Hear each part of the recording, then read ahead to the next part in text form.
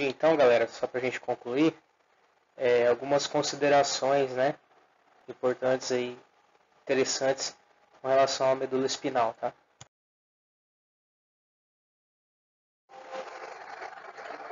A medula, então, ela possui um formato cilíndrico, tá? Que acompanha o forame vertebral, que é o local onde passa a medula dentro da vértebra, né? E essas vértebras na coluna, elas são divididas em 5 grupos, tá? De acordo com a localização delas. Então a gente tem a região cervical, né? As vértebras cervicais, as torácicas, as lombares, as vértebras do sacro e as vértebras do cóccix, tá? Cada vértebra recebe um nome de acordo com a posição dela em cada região, tá?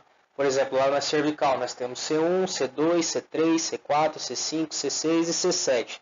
O C de cervical e o número da posição dela, tá? Só as duas primeiras vértebras que recebem nomes atípicos, nomes diferentes, tá? C1, a primeira vértebra, posiçãozinha aqui, tá? Ela vai receber o nome de Atlas. Atlas, esse nomezinho aqui. A C2, logo abaixo dela, tá? Ela vai receber o nome de Axis, beleza? Atlas e Axis. O restante recebe apenas a numeração. C3, C4, C5, C6 e C7. As torácicas são 12, tá? Também enumeradas de T1 a T12. De T1 a T12. Essa regiãozinha aqui, ó. Bonitinha, azulzinha. Região lombar, tá? 5 vértebras, de L1 a L5. A região do sacro, que é essa regiãozinha aqui, ó, mais de baixo, tá?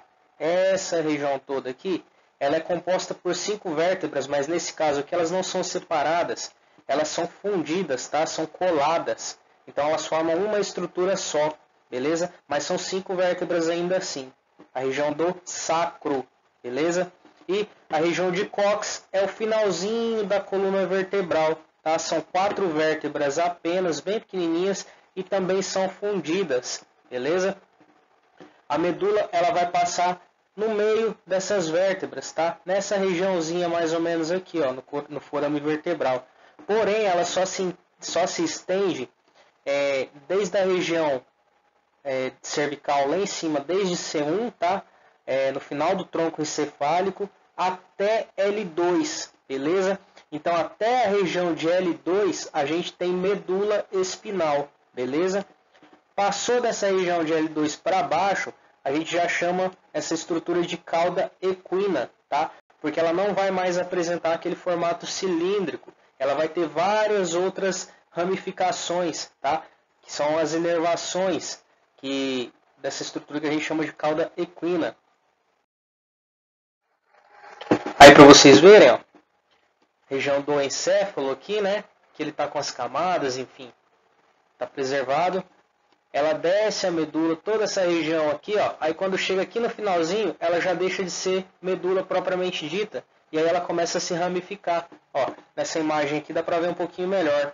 Ela se transforma em vários feixezinhos, ó, de nervos, tá?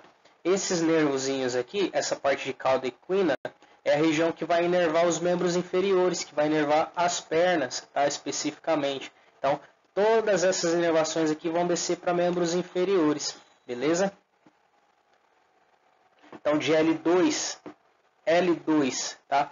Para cima, a gente tem medula espinal. De L2 para baixo é cauda equina, tá? Apenas terminações nervosas.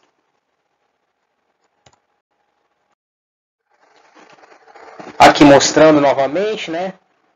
Toda a região da medula espinal e aqui no finalzinho a cauda equina. Tá vendo como ela se desfaz, se ramifica em várias terminações?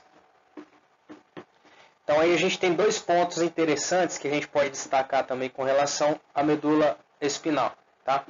Lá na região de cervical, ó, ela desce de maneira alongada, em formato de cone, porém na região cervical dela, ela vai ser um pouquinho mais espessa, um pouquinho mais grossa, tá?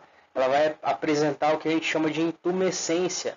É como se fosse ela fica um pouquinho mais gordinha, mais cheinha, tá? Nessa parte aqui, nessa imagem do lado, dá para ver um pouquinho melhor.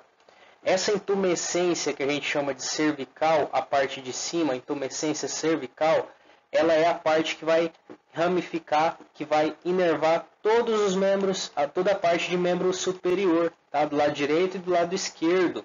Essa inervação de membro superior a gente chama de plexo braquial, tá?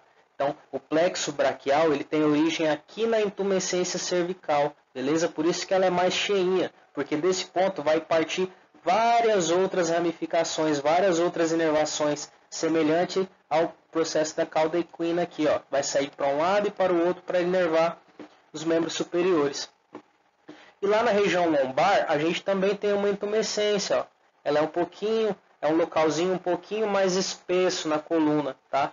É nesse ponto aqui que vai surgir o que a gente chama de plexo lombosacro, tá? Que é o plexo que vai inervar toda a parte de membros inferiores, beleza? Então, intumescências são protuberâncias, como se fosse uma vesícula maior, tá? Um espessamento na medula espinal que vai dar origem aos plexos, que são os pontos que inervam membro superior e membro inferior, beleza? Então, inervação de membro superior parte do plexo braquial, lá na região cervical, e inervação de membro inferior parte lá da intumescência lombar, beleza?